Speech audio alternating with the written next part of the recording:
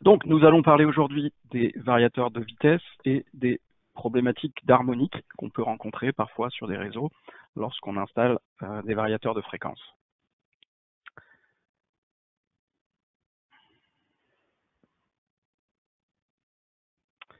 Donc, on va commencer par expliquer un petit peu ce que sont que les harmoniques. Et pour ça, on va reprendre le schéma. Je vais mettre mon pointeur en mode laser.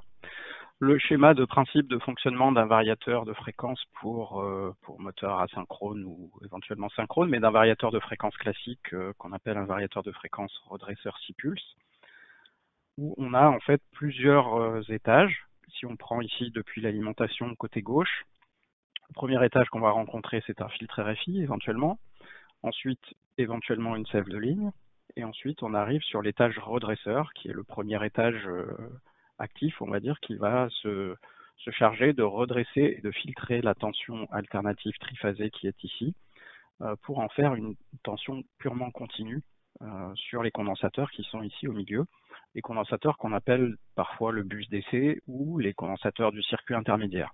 Il y a différentes terminologies en fonction des origines de chacun. Ensuite, on a l'étage onduleur qui est en sortie côté moteur, qui lui va se charger de piloter la tension envoyée au moteur sur les trois phases.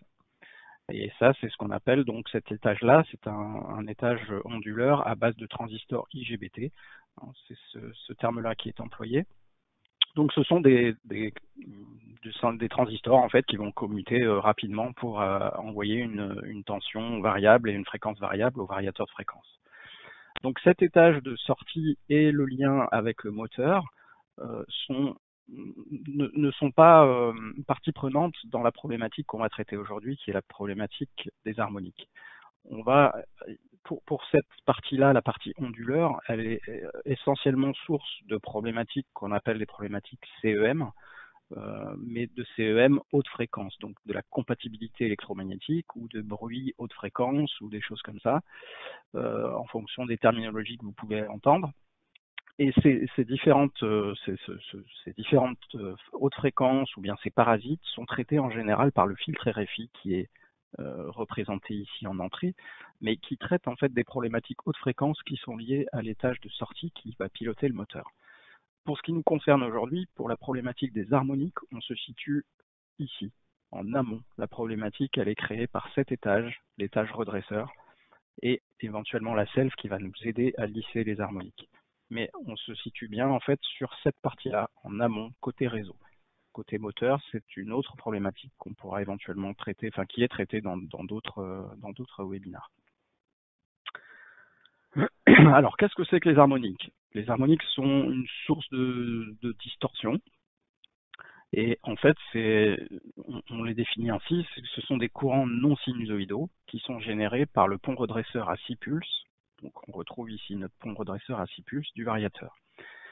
Et ça crée en fait vis-à-vis du réseau une puissance pulsatoire, donc depuis l'alimentation, c'est-à-dire qu'un variateur connecté sur un réseau d'alimentation n'est pas ce qu'on appelle une charge linéaire. Une charge linéaire, ça va être un composant passif type résistance, condensateur, self. Et la charge linéaire, qu'est-ce que c'est? C'est vous envoyez une tension, enfin le composant est soumis à une tension d'alimentation du réseau qui est sinusoïdale. Le courant qui va être issu en fait de ce composant va lui aussi être sinusoïdal. Donc il y a une relation directe. Alors il peut être déphasé en fonction si on est sur un condensateur, une self, un ensemble de plusieurs composants assemblés, mais le courant sera toujours sinusoïdal. Sur un variateur, ce n'est pas du tout le cas. Vous voyez ici que vous avez vos trois tensions d'alimentation sur la partie haute.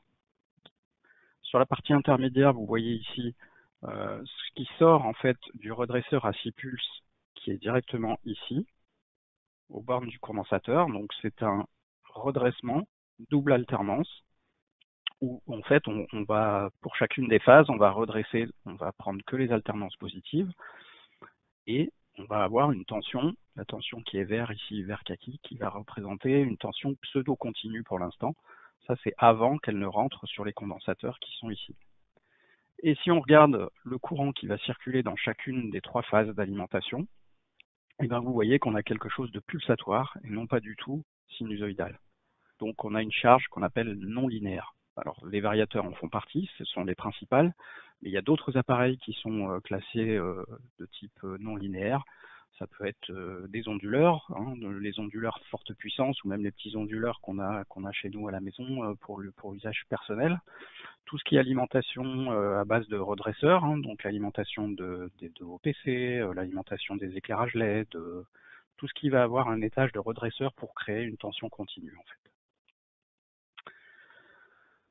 Et ensuite, donc, si on regarde ce signal, donc ici on a l'image en fait du courant dans une phase, hein, et tout signal, on définit les harmoniques, et pour définir les harmoniques, on part du principe que tout signal périodique peut être représenté par la somme de signaux sinusoïdaux de fréquences différentes, mais qui sont des multiples entiers de la fréquence du signal fondamental. Alors ça, c'est un peu barbare quand on l'explique comme ça, mais c'est un mathématicien qui s'appelle Fourier, hein, c'est la transformée de Fourier, que certains se rappelleront peut-être avoir vu en cours. Et la transformée de Fourier nous dit que ce signal qu'on a ici sur la gauche, qui est de forme un peu bizarre, il n'est pas sinusoïdal, on ne sait pas le caractériser, donc on ne sait pas le mettre en équation mathématiquement et faire des calculs dessus, c'est un petit peu compliqué. Et bien lorsqu'on applique la transformée de Fourier sur ce signal-là, on peut constater que c'est la somme d'un ensemble de sinusoïdes. La première étant le fondamental, qui est à la fréquence fondamentale, donc la fréquence du réseau d'alimentation. Donc si on est sur un réseau 50 Hz, on a un fondamental à 50 Hz. C'est celle qui va représenter l'amplitude la plus élevée. Ça va être, donc on va sommer ça avec une autre sinusoïde, cette fois de rang 5, donc qui aura une fréquence 5 fois la fréquence fondamentale, donc 250 Hz. Donc ici, si sur la partie droite, on représente la somme de ces deux signaux, donc le fondamental plus le rang 5, on obtient un signal qui n'est encore pas tout à fait celui qu'on a à gauche. Et puis si on ajoute le rang 7, là c'est 7 fois la fréquence fondamentale, donc 350 Hz, on va retrouver quelque chose qui commence à s'approcher en forme par rapport à ce qu'il y a à gauche. Et ainsi de suite, on va ajouter le 11, donc 11 fois la fréquence fondamentale, et le rang 13, 13 fois la fréquence fondamentale. Et si on ajoute donc l'ensemble de ces sinusoïdes qui ont des fréquences multiples du fondamental, donc de la tension réseau, et qui ont des amplitudes différentes, hein, parce que forcément elles sont, plus on monte, on va dire, dans les rangs harmoniques, plus les amplitudes en général sont faibles, eh bien on se rend compte que si on fait la somme de tous ces signaux-là, on obtient la même image que celui qu'on avait sur la gauche ici. Donc les harmoniques, c'est la décomposition du signal en différentes composantes de fréquences multiples. Et un variateur classique 6 pulses va générer des harmoniques de rang 5, de rang 7, de rang 11, de rang 13. On va voir ça en détail un petit peu plus loin. Alors, qu'est-ce que ça crée comme problème potentiel si on regarde en fait au niveau de la distribution des courants, si on part d'un variateur classique sans aucune protection anti-harmonique et qu'on part d'un appareil qui a un courant fondamental, par exemple, de 38,57 ampères. Donc là, on doit être sur un variateur de l'ordre de 15 kW. Lorsqu'on ajoute l'ensemble des courants harmoniques, qui sont représentés ici sous cette forme-là, ici, dans le cas d'un variateur standard non filtré, on a un THDI de l'ordre de 100%. C'est-à-dire que l'ensemble des courants harmoniques représente à peu près la même valeur que le courant fondamental. Donc si on ajoute l'ensemble de ces deux signaux, donc le fondamental plus tous les harmoniques, on se retrouve avec un courant RMS, donc le courant vrai, de 55 ampères, alors qu'on a un fondamental à 38 ampères. Donc ça veut dire qu'on va augmenter en fait de 45% le courant RMS par rapport au courant fondamental, qui est celui qui nous intéresse en fait. Hein. Tous les harmoniques, tous les courants apportés en complément par les harmoniques ne nous intéressent pas et on cherche à les minimiser. Mais par contre, ils sont là et il faut vivre avec, donc il faut savoir il faut avoir une idée de l'impact de ces harmoniques. Donc là, vous pouvez constater que sur un cas comme ça, donc un variateur standard, sans filtrage, sans rien, l'impact n'est pas négligeable puisqu'on passe de 38 ampères fondamental à un courant absorbé RMS de 55 ampères.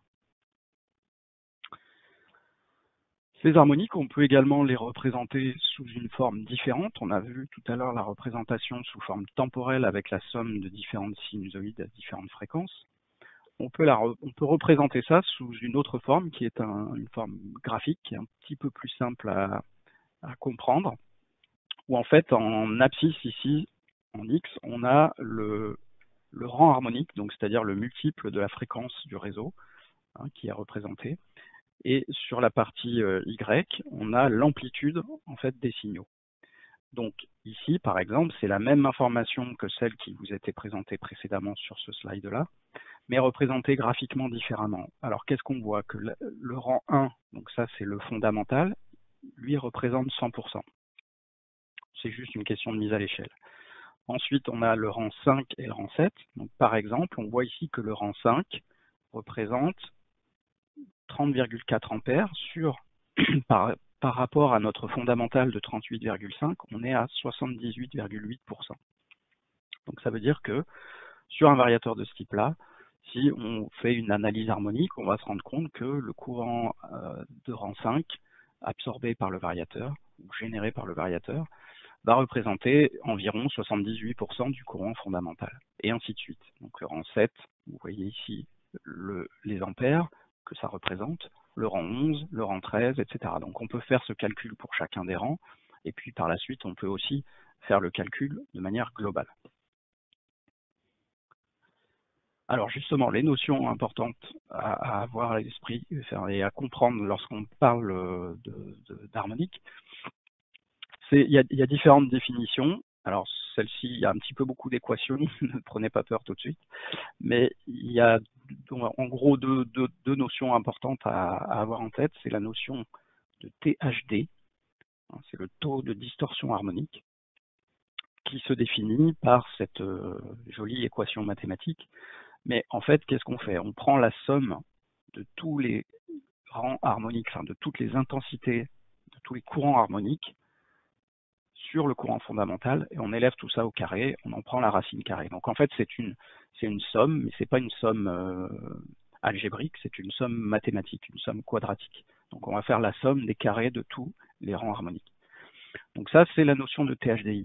Alors ce THDI, c'est dans le cas ici, par exemple, c'est toujours le même cas qu'on utilise tout le long de la présentation, c'est un variateur standard sans filtrage harmonique particulier.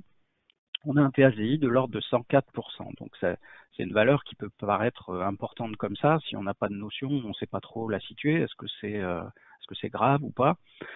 Il faut remettre ça aussi dans le contexte du fondamental, c'est-à-dire que c'est une valeur importante en pourcentage. L'idée, c'est d'aller toujours réduire cette valeur-là, et on va voir après qu'il y a des solutions pour aller sur des THDI qui vont jusqu'à 5%. Donc descendre jusqu'à 5% de THDI. Donc quand on voit 105%, effectivement, ça paraît beaucoup comme ça. Il faut remettre ça dans le contexte, c'est-à-dire par rapport au courant fondamental absorbé. Et il faut toujours avoir en tête la notion d'ampère auquel ça correspond. Parce qu'effectivement, ça peut être un problème sur un variateur de 1000 ampères, c'est pas forcément un problème sur un variateur de 30 ampères. Donc les conséquences ne sont pas forcément les mêmes. Ensuite, il y a la façon de retrouver le courant RMS lorsqu'on a le courant fondamental et le taux de distorsion harmonique, par exemple. C'est les formules qui sont ici.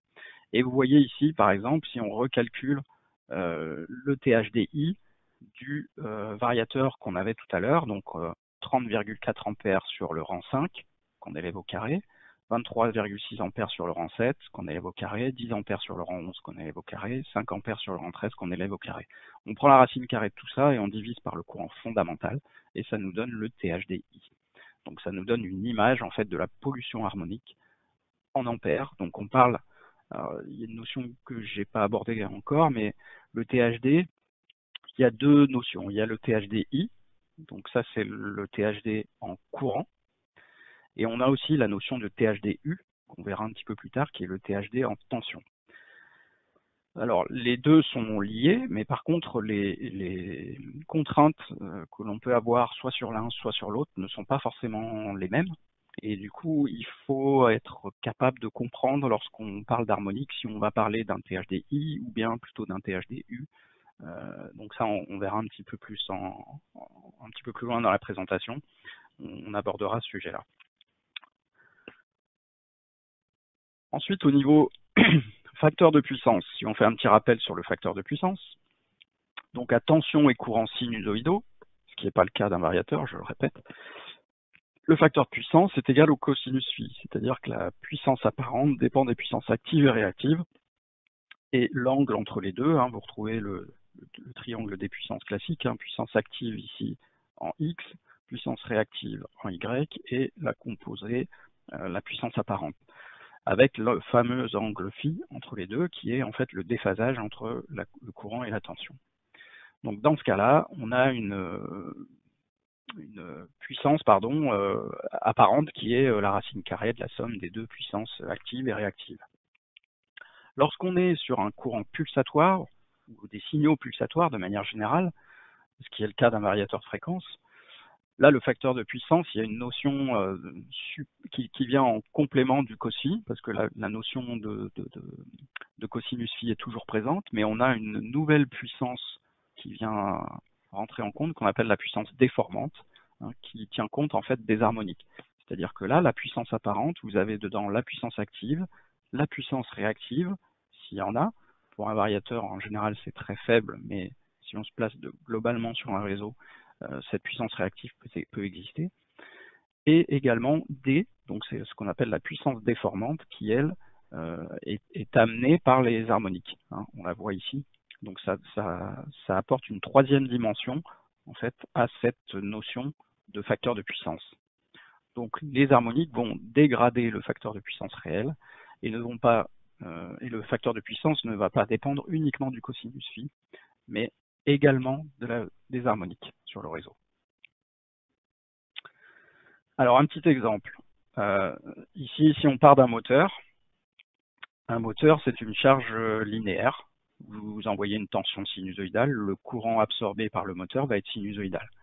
En partant du principe qu'on a un variateur parfait, que le THDI est de 0, côté moteur en tout cas, avec un cosinus phi classique d'un moteur de 0,85, le facteur de puissance est égal à 0,85 et donc correspond au cosinus phi. Donc on a une puissance active dans le moteur, une puissance réactive non productrice mais qui est là pour créer le champ magnétique, et on retrouve notre diagramme classique.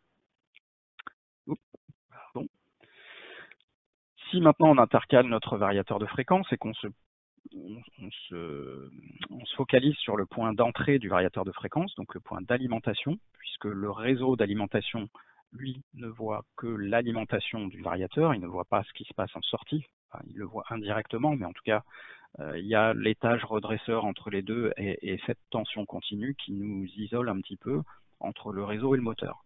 Mais ce que le réseau voit, c'est l'étage d'entrée du variateur, donc le fameux redresseur C-pulse, qui lui a un THDI qui peut être par exemple de 45% sur un variateur qui est un petit peu filtré, un cos-phi de 0,98, donc on a un facteur de puissance qui vient à se dégrader un petit peu.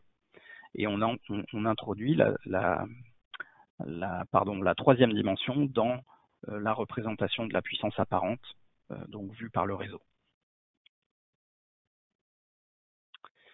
Si en amont de ce variateur, on vient intercaler un filtre, on va détailler par la suite les types de filtres qu'on peut interposer. À ce moment-là, vu du réseau, on aura un THDI. Alors si imaginons qu'on ait un filtre parfait qui nous élimine tous les harmoniques, on aura un THDI de 0%, on sera un cos-phi 1, donc un facteur de puissance 1, et on aura une puissance apparente qui sera exactement la puissance absorbée en kilowatts. Ça, c'est dans le monde idéal, mais qui, bien entendu, n'existe pas. Mais il y a quand même des moyens de se prémunir, en fait, d'avoir ce THDI 45% ici par le filtrage, comme on va le voir par la suite. Donc, qu'est-ce que ça entraîne, tout ça, les harmoniques sur le réseau? Donc, les redresseurs à diodes sont des charges non linéaires, comme je vous l'ai expliqué, qui consomment des courants non sinusoïdaux. Les effets potentiels de tout ça, d'un taux de distorsion en courant, trop important sur un jeu de barre, c'est ce qu'on...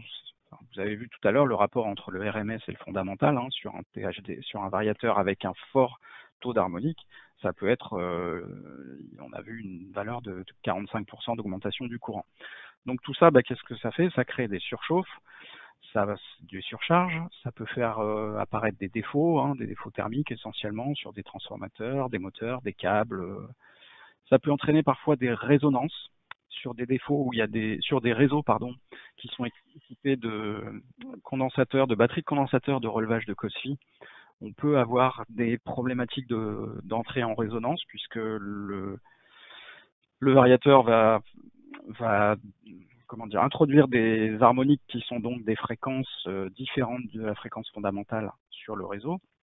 Et ces condensateurs ne sont pas forcément prévus pour ces fréquences. S'ils étaient initialement prévus pour fonctionner uniquement sur réseau, c'est 50 Hz. Si on commence à introduire des harmoniques de rang 5 notamment, c'est 250 Hz. Et vous savez comme moi que l'impédance d'un condensateur varie avec sa fréquence d'alimentation. Et du coup, le comportement de la batterie de condensateur est complètement différent entre une sinusoïdale pure à 50 Hz et un réseau sur lequel il y a présence d'harmonique. On peut également avoir des arrêts intempestifs, ça peut déclencher des protections diverses. Et on a surtout une distorsion de la tension réseau. Donc ça, on va y venir également un petit peu plus loin, parce que effectivement, les variateurs sont des sources de courants harmoniques, mais ces courants harmoniques n'ont pas forcément la même conséquence en fonction du réseau sur lequel on va installer ça.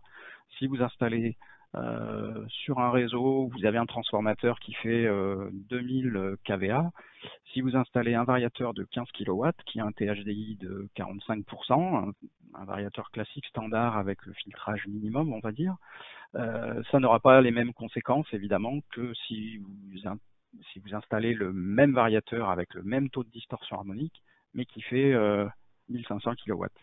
Évidemment, la distorsion de la tension ne sera pas la même. Et on peut également entraîner des perturbations de systèmes qui prennent leur synchro sur le jeu de barre. Donc effectivement, s'il y a des systèmes prenant la synchro sur la tension d'alimentation, si cette tension devient fortement distordue, il peut y avoir des problèmes de synchro. Ça, c'était vrai notamment avec les variateurs à courant continu, par exemple, qui pouvaient être fortement perturbés par ce genre d'appareil. Donc, qu'est-ce qu'on fait pour pallier à tout ça? Qu'est-ce que ça entraîne, en fait, ces potentiels défauts? Ça entraîne qu'au niveau de l'étude, on va se retrouver à être obligé de surdimensionner des câbles, et éventuellement des conducteurs de neutres. On va être obligé de surdimensionner des transfos, des génératrices, pour le cas où on a des génératrices de backup, de backup.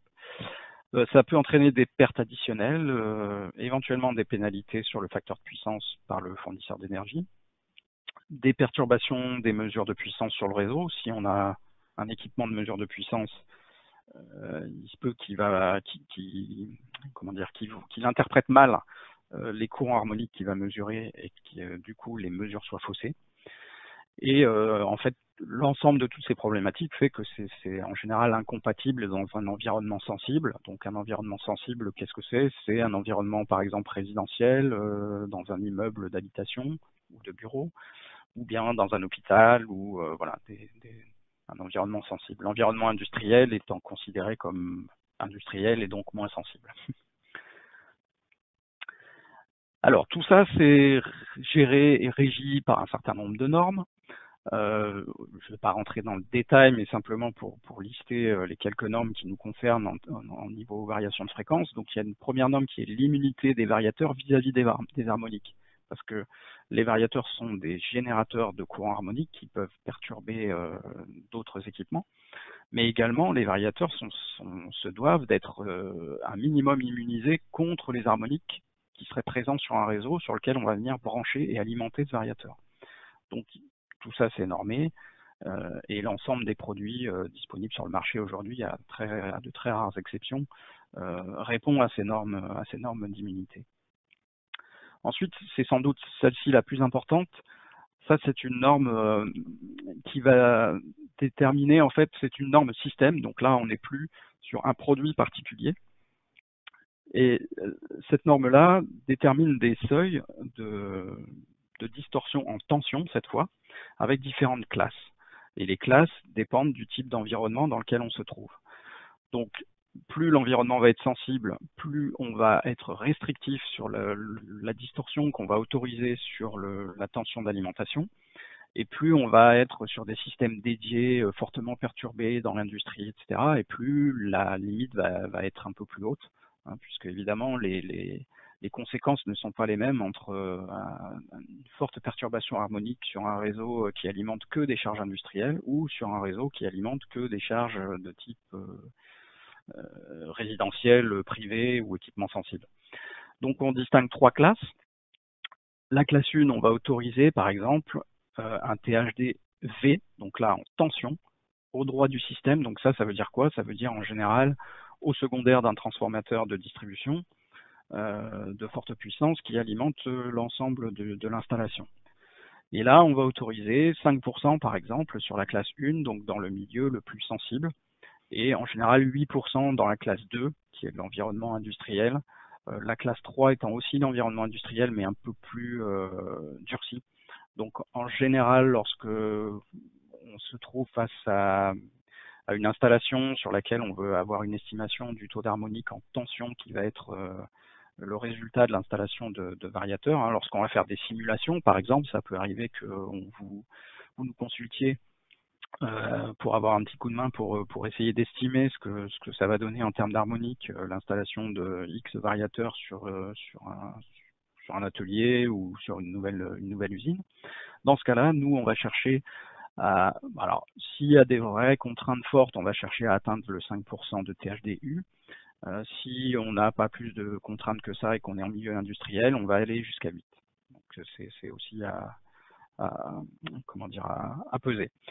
En tout cas, chose importante à retenir, cette norme-là, c'est encore une fois des valeurs de THDU. Hein, bien retenir ça, c'est que en général, les gens ont souvent tendance à mixer, à faire la confusion entre le THDI et le THDU. Et c'est une norme système, donc là, qui n'est pas applicable à un variateur, un équipement, mais à un ensemble d'équipements. Donc en gros, si vous avez un transformateur à 1 TGBT qui alimente derrière 30 variateurs, cette norme-là, elle s'applique au niveau du TGBT et non pas au niveau de chaque départ des variateurs. Et ensuite, il y a des normes également produits pour limiter les émissions provoquées par les variateurs. Donc là, il y a 2 normes qui font référence. Une norme qui concerne des appareils inférieurs à 16 ampères par phase. Bon, ça, c'est vraiment pour les petits appareils. Et ça ne concerne que des appareils type grand public. Nous, Danfoss, les variateurs sont des produits qualifiés de professionnels, donc on n'est pas soumis à cette norme-là.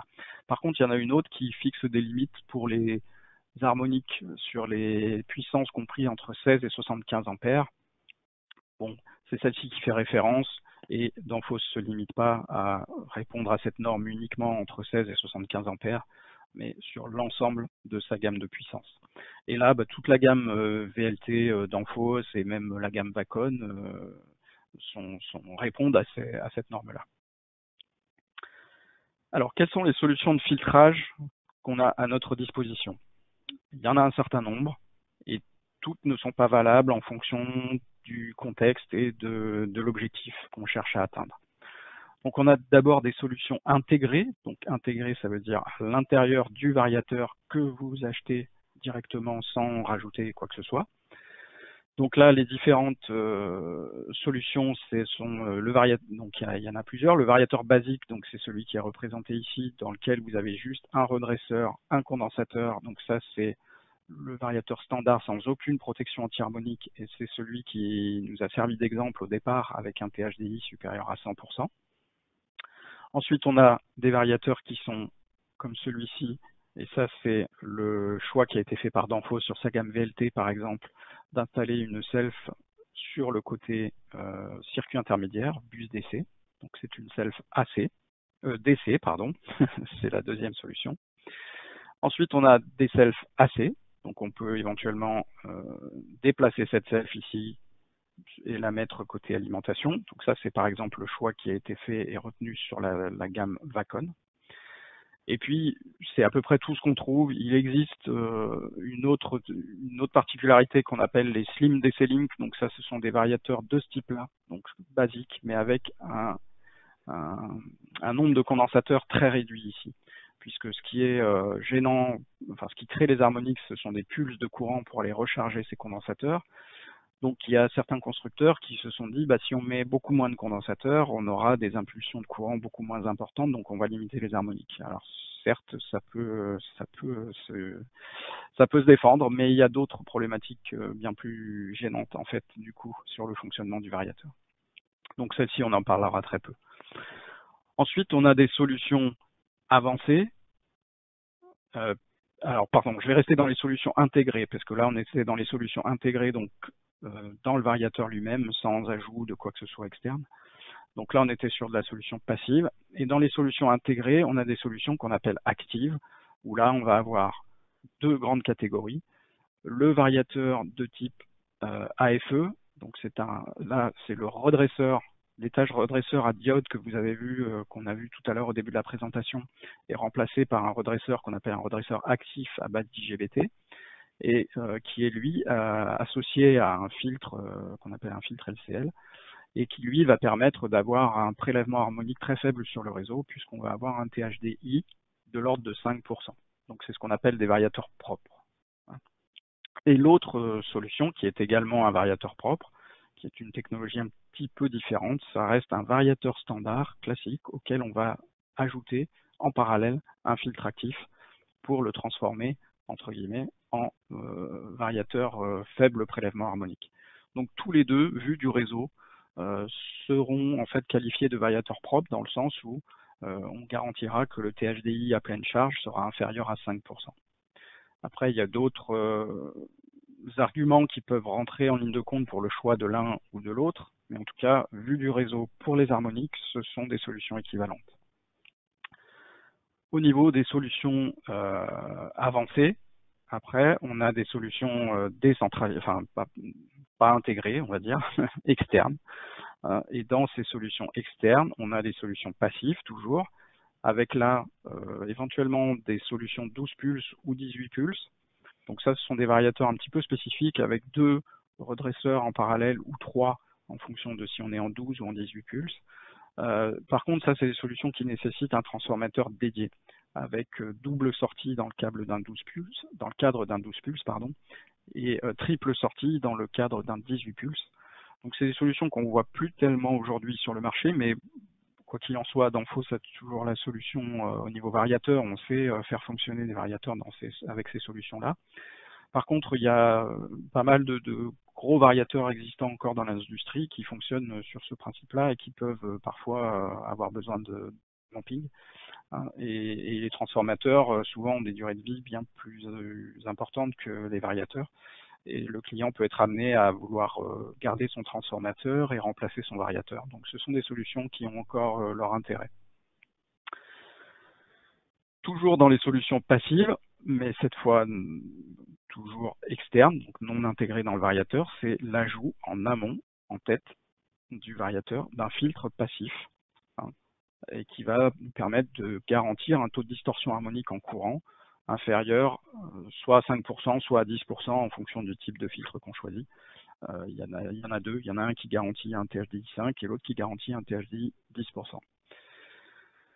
Et enfin, la dernière solution qui est une solution qui va être en général très intéressante lorsqu'on est sur une grosse installation et qu'on a un certain nombre de données pour pouvoir faire des simulations et voir où est-ce qu'on arrive en termes d'harmonique. C'est en général la solution économiquement la plus intéressante sur, encore une fois, un projet avec de nombreux variateurs installés. C'est la compensation de groupe. Donc ça, c'est une solution active. Donc c'est l'installation d'un filtre actif sur le réseau, sur le TGBT par exemple, qui va venir compenser l'ensemble des charges polluantes sur le réseau. Donc on verra un petit peu en détail, un petit peu plus loin dans la présentation, le fonctionnement. Mais ça peut être vu comme, ça s'installe sur un TGBT comme traditionnellement une batterie de condensateur, par exemple, qu'on pouvait installer pour redresser le cosinus phi. Aujourd'hui, vous pouvez imaginer qu'on enlève cette batterie de condensateur parce qu'on n'a plus besoin de traiter la problématique de cosinus phi en général sur un réseau sur lequel il y a beaucoup de variateurs. Le cosinus phi n'est pas un problème. Par contre, ce qui est un problème, ce sont les harmoniques. Et du coup, on peut imaginer que ce filtre harmonique vienne en lieu et place d'une batterie de condensateur que vous auriez mis sur votre installation il y a quelques années en arrière, sur laquelle il y avait beaucoup moins de variateurs. Alors, les solutions intégrées sur un variateur basique, comme je le disais tout à l'heure, vous n'avez, en fait, c'est pas de solution, c'est-à-dire que c'est le minimum technologique requis. Hein, donc ça, c'est un variateur sans self, ni AC ni DC, et on retrouve toujours notre THDI de 105% sur notre variateur classique. Donc ça, ce sont tous les variateurs micro. Alors chez Danfoss, ce sera les variateurs micro drive FC51 en dessous de 15 kW, puisque à partir de 15 kW, enfin au-delà de 15 kW, on devient un petit peu plus propre dans le sens où on intègre une self DC, j'y reviendrai après. En Vacon, ça va être la gamme Vacon 20, et éventuellement les moteurs EC, donc ça c'est effectivement sur des installations froides notamment. L'ensemble des aéros qui sont alimentés par des moteurs EC ont des taux de distorsion harmonique avoisinant des 100%. Donc il faut vraiment les considérer comme des charges très polluantes dans les bilans de puissance et dans les simulations qu'on peut faire. Alors ça, qu'est-ce que ça donne? C'est ce qu'on a vu tout à l'heure. On a un courant RMS très élevé par rapport à la charge, hein, donc avec un facteur de puissance de 0,5, 0,6. Donc c'est quand même pas terrible. Hein. Donc pour exemple, ici on a un FC51, donc qui est un variateur Danfoss de 4 kW, donc micro-drive de faible puissance, où le courant de sortie nominal est de 9 ampères hein, pour alimenter votre moteur, et on a un courant d'entrée nominal de 14,4 ampères. Donc on voit qu'on consomme 50% de plus que ce dont on a besoin en fait, hein, concrètement. Donc ça veut dire aussi qu'il faut dimensionner les câbles et les protections en rapport avec cette intensité absorbée au primaire. Alors ça, quand est-ce qu'on retient cette solution? Quand on peut vraiment pas faire autrement, mais en tout cas c'est une solution basique hein, qu'il faut éviter de déployer sur un nombre très très important. Et en tout cas qu'il faut limiter à un maximum de 10% de la charge du transformateur. Si on imaginait avoir un transformateur chargé à plus de 10% avec ce type de variateur, on va commencer à avoir des taux de distorsion très importants et à fortement venir perturber la tension. Ensuite, dans les solutions intégrées détaillées ici, vous avez les deux solutions que je vous ai présentées tout à l'heure avec l'intégration d'une self, donc soit sur le circuit DC, ici, circuit intermédiaire pour la gamme VLT, soit sur le circuit AC en entrée donc, du variateur pour la gamme Vacon. Les deux sont sensiblement équivalents en termes de performance. Donc là, vous voyez qu'on obtient un THDI de l'ordre de 40-45%. Donc c'est une valeur qui est toujours relativement importante, mais si on compare ça à la valeur de 105% qu'on avait tout à l'heure sur le variateur sans protection aucune, le résultat est quand même bien plus intéressant.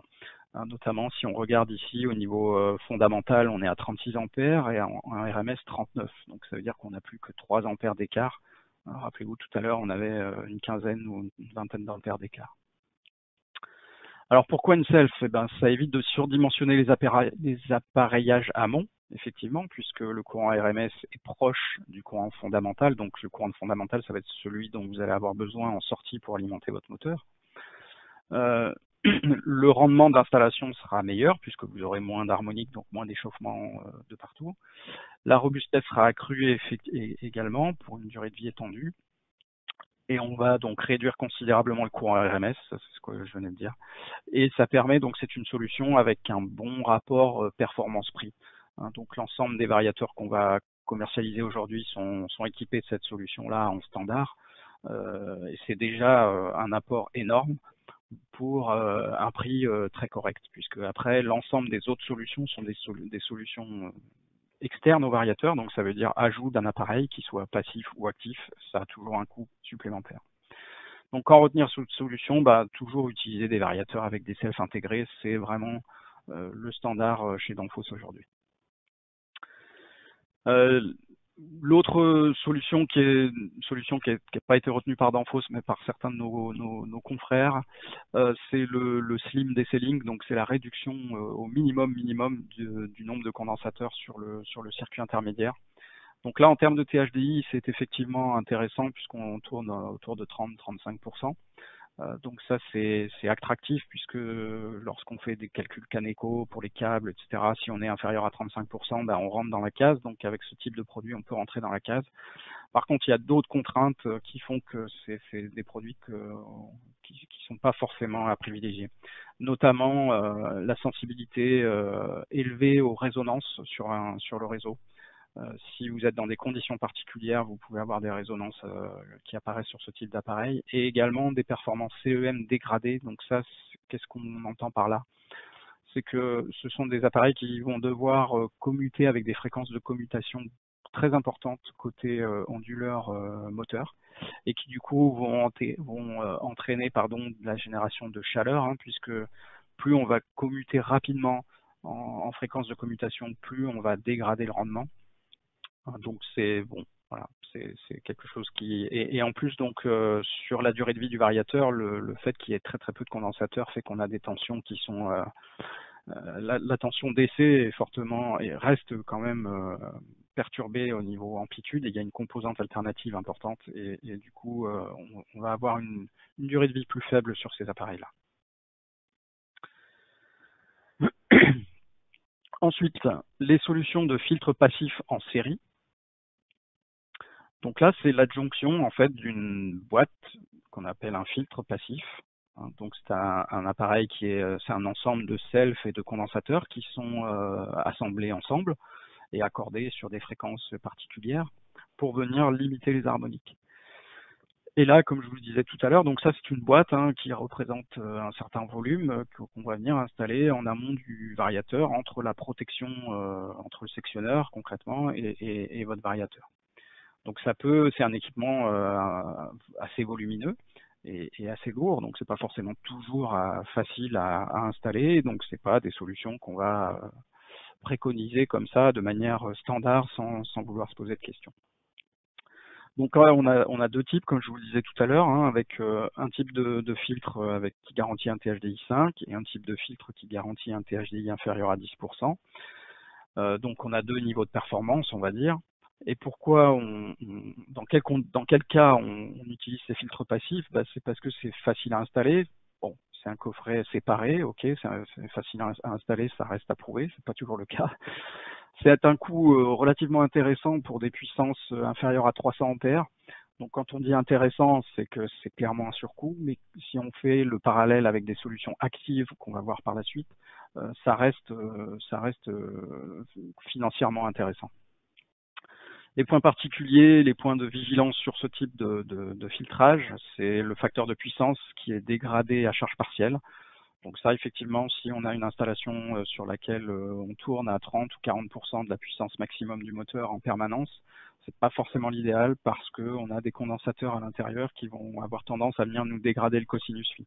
Donc on a une solution pour ça, c'est d'avoir une option dans le filtre avec un contacteur qui va venir déconnecter ces condensateurs lorsqu'on est à faible puissance. Ce sera piloté par le variateur, et dès lors que le variateur verra une charge inférieure à 40%, à ce moment-là, il va déconnecter directement les condensateurs.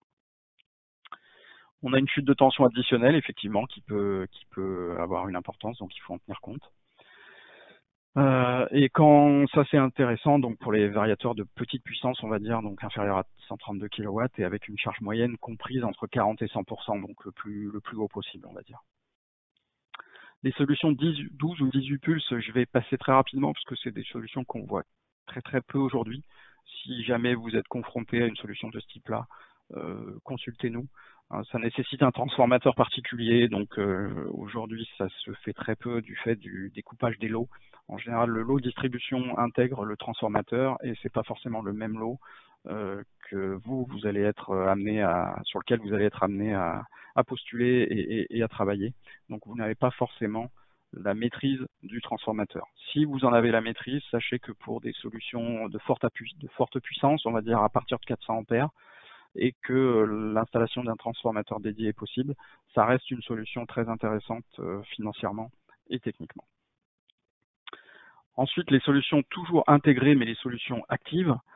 Comme je vous ai dit tout à l'heure, il y a deux orientations. L'orientation aussi en haut qui est ce qu'on appelle le variateur AFE.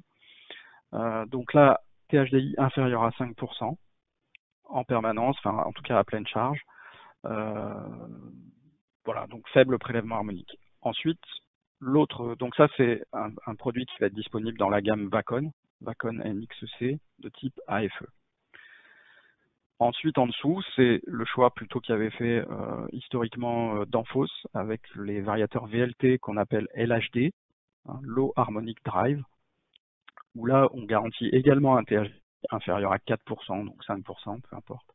Là, c'est donc l'adjonction d'un filtre actif en parallèle sur un variateur 6 pulses. Mais tout ça, c'est intégré dans une seule boîte. C'est-à-dire que lorsque vous commandez un variateur de type LHD, vous allez recevoir un variateur avec vos câbles d'arrivée à connecter dessus, et on vous garantit que au niveau de ces points d'alimentation, le THDI sera inférieur à 5%. Alors pourquoi un redresseur ou un filtre actif intégré? Ça c'est très simple à spécifier et c'est facile à installer. Donc très simple à spécifier effectivement. Dans un cahier des charges, c'est facile de dire moi je veux que mes variateurs soient tous inférieurs et tous un THDI inférieur à 5%. C'est la solution de facilité pour s'éviter tout type de problème sur les harmoniques. Par contre, c'est plus complexe, c'est plus coûteux, c'est plus volumineux. Il faut avoir en tête que le volume et le prix, l'ordre de grandeur par rapport à un variateur standard, c'est en gros x2, entre x2 et x2,5. Donc c'est une notion qu'il faut quand même intégrer. C'est conforme aux exigences les plus strictes, effectivement. Il n'y a pas, technologiquement aujourd'hui sur le marché, il n'y a pas de solution plus évoluée que celle-là. On ne saura pas faire mieux, on va dire. On est indépendant du réseau et de la charge. Et l'avantage également, dans le cas d'une charge éventuellement entraînante, c'est sur une solution AFE comme celle qui est en haut ici. On a la possibilité également de freiner en renvoyant de l'énergie sur le réseau. Donc ça veut dire qu'une charge entraînante, par exemple un ascenseur lorsqu'il descend, un système de levage sur un pont roulant, à chaque fois qu'on a une charge qui nous entraîne et qu'on aurait tendance à vouloir dissiper l'énergie traditionnellement dans une résistance de freinage, ici avec un variateur AFE, on va pouvoir le faire en renvoyant l'énergie sur le réseau. Les points particuliers, je vous en ai parlé, c'est plus complexe. Alors, plus complexe, oui et non. En termes de technologie, c'est effectivement plus complexe, mais pour l'utilisateur, ça peut rester transparent. Par contre, le coût, ça, c'est effectivement un point particulier important. Et également les pertes additionnelles, puisqu'on a plus d'éléments actifs qui vont commuter. Donc, qui dit plus d'éléments actifs avec des fréquences de commutation, dit pertes additionnelles dans le système. Donc, ça veut dire qu'un variateur traditionnel standard, lorsqu'on parle d'un rendement autour de 98% pour les variateurs d'Anfos. Le même variateur d'Anfos, si vous le prenez en modèle LHD, c'est-à-dire faible harmonique, vous allez avoir un point de rendement en moins. Et si vous prenez un variateur Vacon AFE, vous allez encore avoir un point de rendement en moins. Et ça, c'est valable chez tous nos confrères. Hein. En tout cas, ceux qui vous diraient le contraire, vous mentirez certainement. Donc le rendement est un élément important puisque ces solutions-là dégradent un petit peu le rendement. Donc quand est-ce qu'on retient ces solutions? C'est en général sur des puissances importantes. On a marqué ici 200 kW, mais c'est même plutôt au-delà. Hein. C'est à partir de 500 kW par exemple. Enfin, ça dépend des cas. Et l'AFE, c'est une solution encore une fois très importante si on a besoin du 4 cadran et si on a éventuellement des charges dynamiques ou des fortes longueurs de câble qui nécessiteraient un boost de la tension de sortie. Je ne vais pas détailler ce point-là pour l'instant. L'ultra low harmonique, ça c'est une solution également poussée par certains de nos confrères qui est en fait un variateur AFE. Hein, donc c'est un variateur qui permet, qu'on retrouve parfois indiqué dans des CCTP par facilité, c'est ce que je vous expliquais tout à l'heure, puisqu'en fait on considère que si on installe que des variateurs propres avec des THDI inférieurs à 5%, on n'aura pas de problème nulle part. Alors effectivement, c'est une réalité, mais comme je vous l'ai dit, ça coûte cher et il y a des problématiques associées à ça. Et il faut savoir qu'il n'y a aucune norme qui impose d'avoir un THDI inférieur à 5% de manière individuelle sur un variateur. La seule norme produit qui est applicable, c'est la 61000-3-12 dont on a parlé en début de présentation.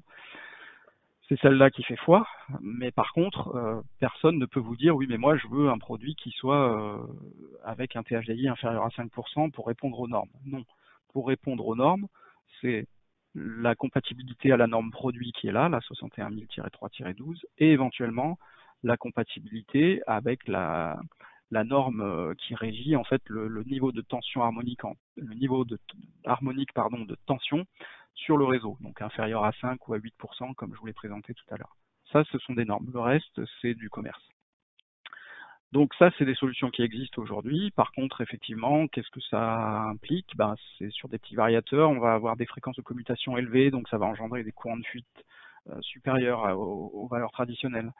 Ça va être fortement sensible aux prédistorsions. Si on a un réseau sur lequel on a déjà pas mal d'harmoniques et qu'on vient installer un variateur de ce type-là, on peut s'exposer à d'autres problématiques.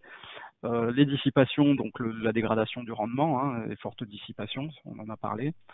L'augmentation des DVDT côté moteur et des tensions de mode commun, donc ça c'est des choses qui peuvent jouer sur la durée de vie de votre moteur notamment. Voilà. Et des pollutions haute fréquence, donc ça c'est des pollutions type CEM, effectivement, donc ça c'est des problématiques qu'on rencontre sur tous les variateurs, mais si on considère que en gros ces variateurs-là vont être 2 fois plus polluants en termes de CEM, si on installe ça partout, on va se retrouver après, le client peut se retrouver après avec des problématiques compliquées à résoudre. Et enfin la dernière solution, qui est la solution de compensation globale, où là on va prendre en fait un réseau global avec l'ensemble des variateurs qui seront des variateurs potentiellement tous 6 pulses par exemple, et puis on va faire une simulation pour se rendre compte où est-ce qu'on arrive au niveau taux de distorsion harmonique en tension sur le réseau, et si besoin, à ce moment-là, on va installer un filtre actif ici, en parallèle du réseau, en parallèle des charges. Donc si vous voyez ici mon petit curseur, côté charge, ici vous avez vos variateurs avec des courants qui sont très fortement distordus, hein, qui ont beaucoup d'harmoniques. Qu'est-ce que va faire le filtre actif? Il va avoir, sur la base d'une mesure d'intensité qu'on va placer ici en amont, il va être capable de voir en fait le courant harmonique absorbé par le côté charge. Le filtre actif va se caler sur ces courants-là et va injecter les mêmes courants harmoniques qu'il aura mesurés, mais en opposition de phase. Et si on injecte un courant en opposition de phase à un autre courant, la somme des deux est nulle. Donc en fait, vu du transformateur, les harmoniques seront compensées par le filtre actif, donc c'est-à-dire annulées par le filtre actif. Donc ça, c'est un appareil qu'on va venir installer en parallèle des charges au droit de la distribution basse tension. Alors c'est efficace aussi à charge partielle des variateurs, contrairement à des filtres passifs dont on a parlé tout à l'heure. Et c'est flexible dans le dimensionnement, c'est-à-dire qu'on n'est pas obligé de vous mettre tous les variateurs avec des redresseurs actifs inférieurs à 5%, avec des prix importants et des échauffements importants. On peut dimensionner, en fait, ajuster le calibre du filtre actif vraiment par rapport aux besoins et par rapport à l'objectif de THDU visé. C'est également indépendant des variateurs, c'est-à-dire que vous pouvez éventuellement le couper et les variateurs peuvent continuer à fonctionner. Les points particuliers, ça nécessite un départ sur le TGBT pour la protection, pour l'alimenter, et ça nécessite également d'installer des transformateurs de courant pour mesurer le courant, en fait, pour donner l'information au filtre. Quand est-ce qu'on retient cette solution? Quand on veut filtrer un ensemble de variateurs standards de petite puissance, quand on veut faire une modernisation, si on vient ajouter des variateurs sur un réseau qui est déjà fortement chargé, et ça peut être, surtout là, le gros intérêt, c'est que ça peut être installé a posteriori du démarrage de l'installation, et ça peut être optimisé après des mesures sur site. Parce qu'en amont, on va être capable, si vous nous donnez l'ensemble des variateurs que vous allez installer, on va vous faire une simulation.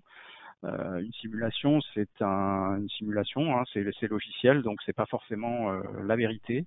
Donc on va donner une tendance, et puis on va, dans un cas où on est proche de la limite, et ben on va dire voilà, la tendance c'est ça, on est proche de la limite. Ce qu'on peut faire, c'est que ce serait dommage d'installer un filtre parce que peut-être que dans la réalité, ce sera meilleur que la simulation qui est peut-être un peu pessimiste.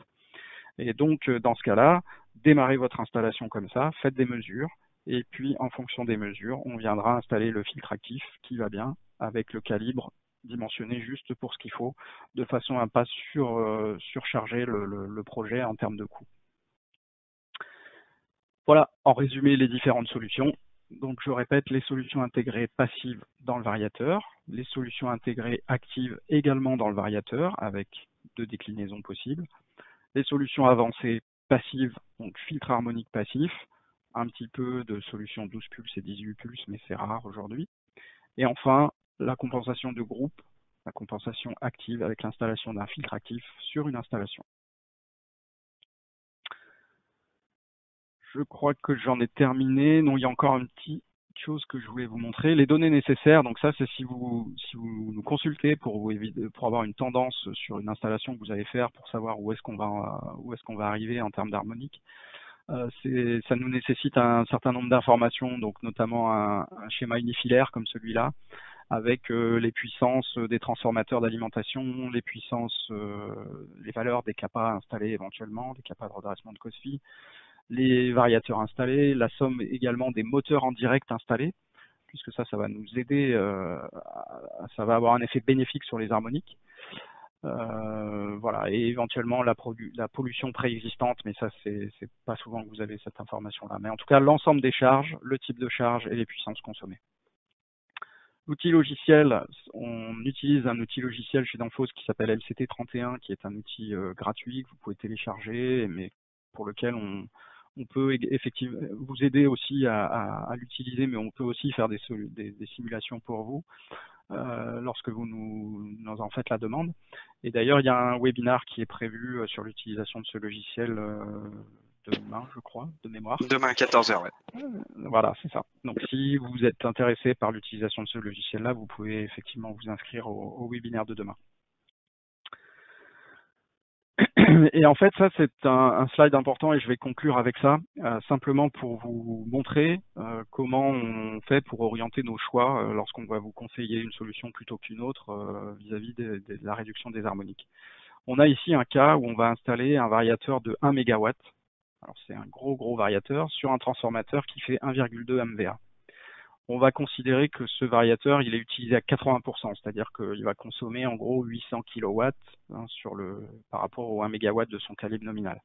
Il va être utilisé sur une moyenne de 24 heures, il va être utilisé en moyenne à 800 kW. Le coût de l'électricité étant à 10 centimes d'euros du kilowattheure, et on va considérer qu'on a une installation qui va tourner pendant 10 ans minimum. Le premier cas qu'on a montré ici, celui qui est entouré en rouge, c'est le cas d'un variateur standard 6 pulses avec un THDI de 30%. Et on va avoir moyenné ça avec le taux d'utilisation de 80% sur 24 heures. On va avoir un TDD, c'est la même notion que le THD. Je ne vais pas rentrer dans le détail parce que j'ai plus de temps, mais en tout cas, on va avoir un THDI qui va être ramené à 28% en fait, en gros, au lieu des 35%.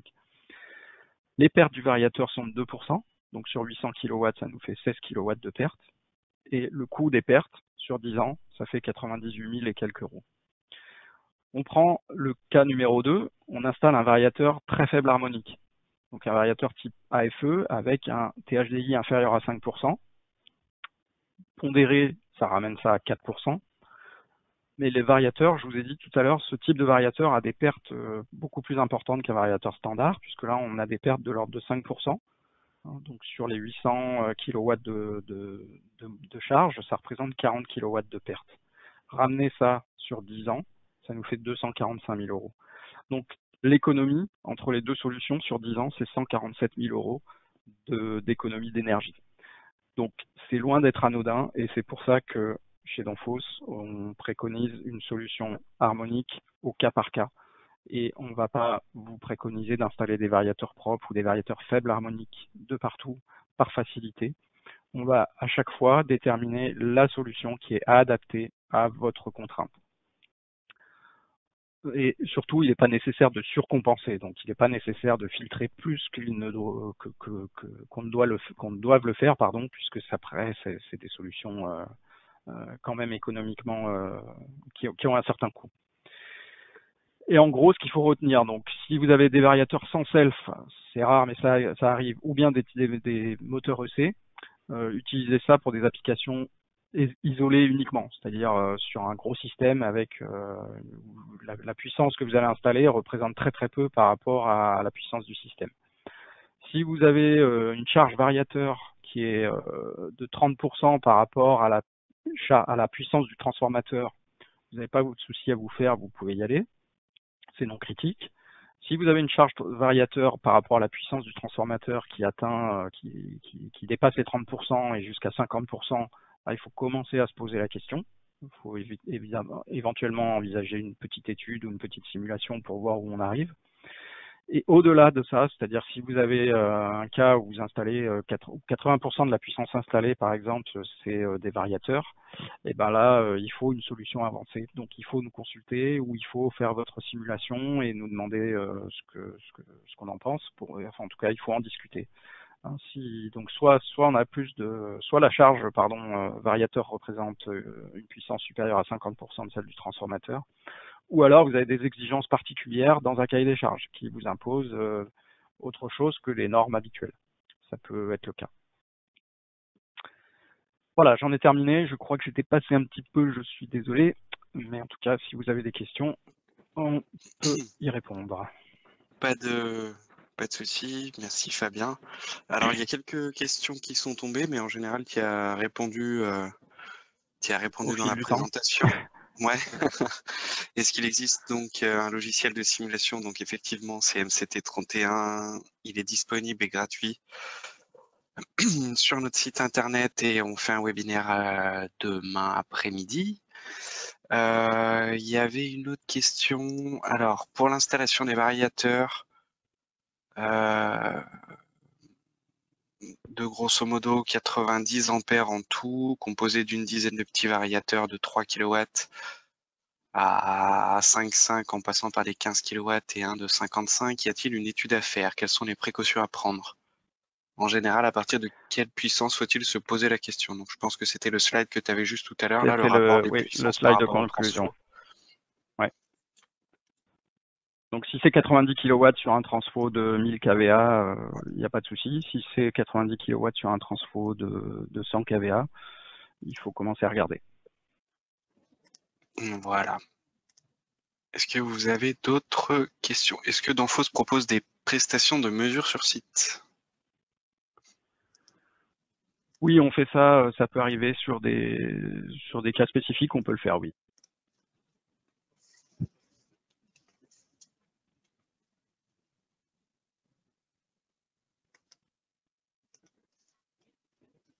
Est-ce que le facteur puissance du variateur est la source de l'énergie réactive pénalisée par le distributeur d'énergie, le fournisseur d'énergie?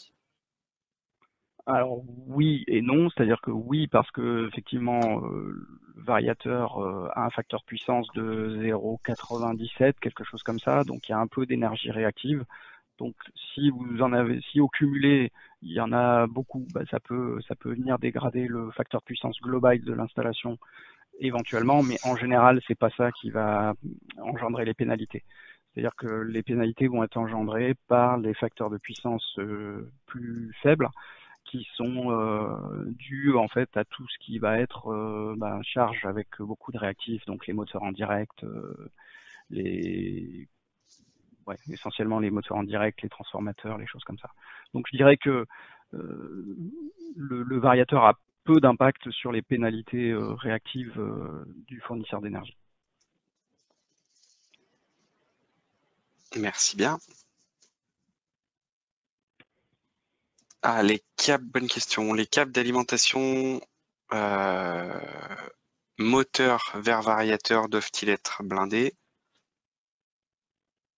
Alors oui, c'est pour une problématique différente de celle des harmoniques, mais effectivement, pour répondre aux normes en termes de pollution CEM cette fois, donc pollution haute fréquence, liée à la commutation de l'onduleur de sortie, l'onduleur moteur, il est normalement imposé de travailler avec des câbles blindés.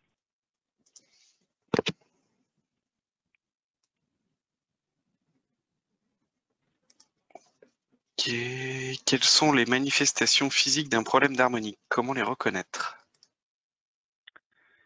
Alors les problématiques qui arrivent en général, ce sont des échauffements non expliqués dans les câbles d'alimentation, dans les transformateurs, et également des déclenchements de protection thermique, de disjoncteurs thermiques qui vont déclencher alors qu'on pense qu'ils ne devraient pas.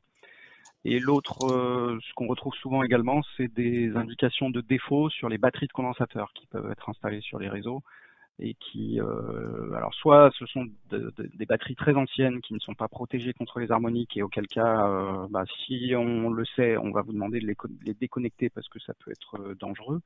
Mais par contre, même si ce sont des batteries de condensateurs récentes, en général, il y a un module électronique qui les surveille et qui surveille notamment le taux de distorsion harmonique et qui peut parfois déclencher de manière un peu trop préventive, on va dire.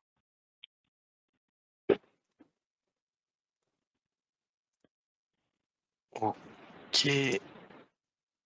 La puissance, dans le slide 37, on parle de la puissance du transformateur. On parle bien de la puissance fournie par le transformateur, pas la puissance nominale. Non, non, on doit parler de la puissance nominale. Je sais plus quel est le slide 37 exactement, mais en général, sur un transfo, on part de la puissance nominale.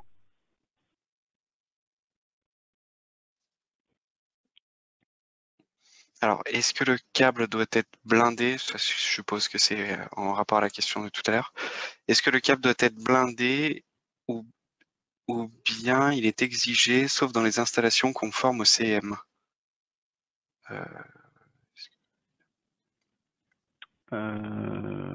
J'ai pas compris la question. Est-ce que ou bien il est exigé dans les Est-ce que c'est installations? obligatoire ou est-ce que c'est obligatoire tout le temps ou est-ce que c'est obligatoire quand on veut respecter la CEM? Bah, c'est obligatoire normalement tout le temps, puisqu'en fait, si on veut répondre aux normes CEM, par exemple, si vous regardez dans nos documentations, euh, par exemple, le type de filtre RFI que Danfoss va vous proposer dans le variateur, il est qualifié pour répondre aux normes CEM à condition d'utiliser un câble blindé. Donc ça veut dire que on peut toujours utiliser un câble non blindé. Techniquement, c'est pas forcément un problème, simplement ça peut l'être et ça engendre aussi le fait que vous ne serez plus conforme aux réglementations et aux normes en vigueur. Après, techniquement, ça fonctionnera la plupart des cas.